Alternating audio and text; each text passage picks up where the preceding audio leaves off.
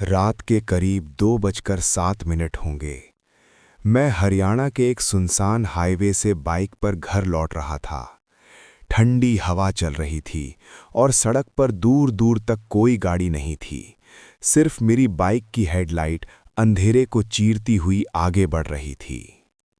लेकिन तभी मेरी नज़र अचानक रियर व्यू मिरर पर पड़ी और जो मैंने देखा उससे मेरी सांस रुक गई।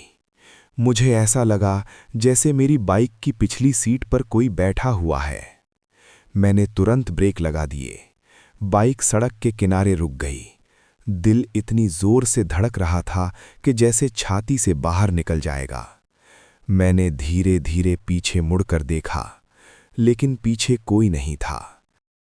मैंने खुद को समझाया, शायद थकान है या दिमाग का वहम। मैंने फिर से बाइक स्टार्ट की और आगे बढ़ गया। करीब 5 मिनट बाद सड़क और भी सुनसान हो गई। अब तो आसपास खेतों के अलावा कुछ भी नहीं था। तभी अचानक मेरी बाइक भारी लगने लगी, जैसे कोई पीछे बैठ गया हो। मेरे हाथ कांपने लगे। मैंने धीरे से फिर से रियरव्यू मिरर में देखा। इस बार वो चीज साफ दिखाई दे रही थी। पीछे एक आदमी बैठा था। उसका चेहरा धूल से भरा हुआ था। कपड़े पुराने और फटे हुए थे। उसकी आंखें बिल्कुल काली थीं और वो सीधे मुझे देख रहा था। मैं डर के मारे तुरंत स्पीड बढ़ाने लगा, लेकिन तभी मेरे कान के बिल्कुल पास से एक धीमी आवाज आई, इतनी जल्दी क्यों जा रहे हो? मेरे पूरे शरीर में सिहरन दौड़ गई। मैंने पीछे देखने की हिम्मत नहीं की, बस पूरी स्पीड से बाइक दौड़ाता रहा। करीब 10 मिनट बाद मुझे आगे एक छोटा सा ढाबा दिखाई दिया। ढाबे के बाहर एक पीली लाइट जल रही थी। मैंने तुरंत बाइक वहीं रोक दी। मैं भागते हुए ढाबे वाले के पास गया और हांफते हुए बोला, भाई, रास्ते में कोई आदमी दिखा क्या? ढाबे वाला मुझे कुछ सेकंड तक चुपचाप देखता रहा। फिर उसने धीरे से पूछा, तुम अभी उस पुराने पुल से आए हो क्या? मैंने सिर हिलाकर हां कहा। उसका चेहरा अचानक गंभीर हो गया। वो बोला, 2 साल पहले उसी पुल पर एक आदमी का एक्सीडेंट हुआ था।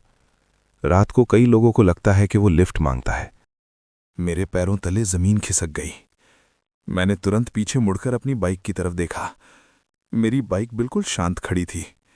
मैंने सोचा शायद अब सब ठीक है, लेकिन तभी ढाबे वाले की नज़र मेरी बाइक की सीट पर गई। उसका चेहरा अचानक सफ़ेद पड़ गया।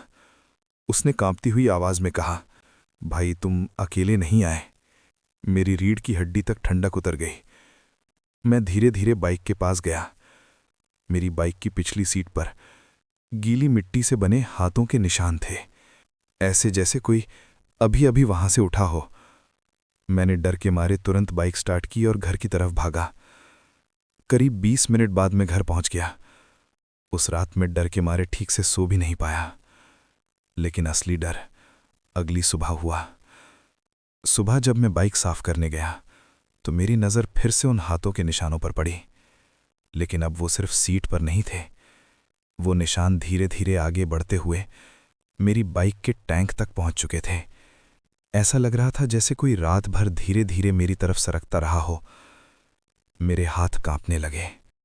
मैंने तुरंत बाइक का रियर व्यू मिरर देखा और इस बार मिरर में मुझे सिर्फ अपनी शक्ल नहीं दिखाई दे रही थी। मेरे पीछे वही आदमी खड़ा था। उसका चेहरा मेरे बिल्कुल पास था और वो धीरे से मुस्कुरा रहा था।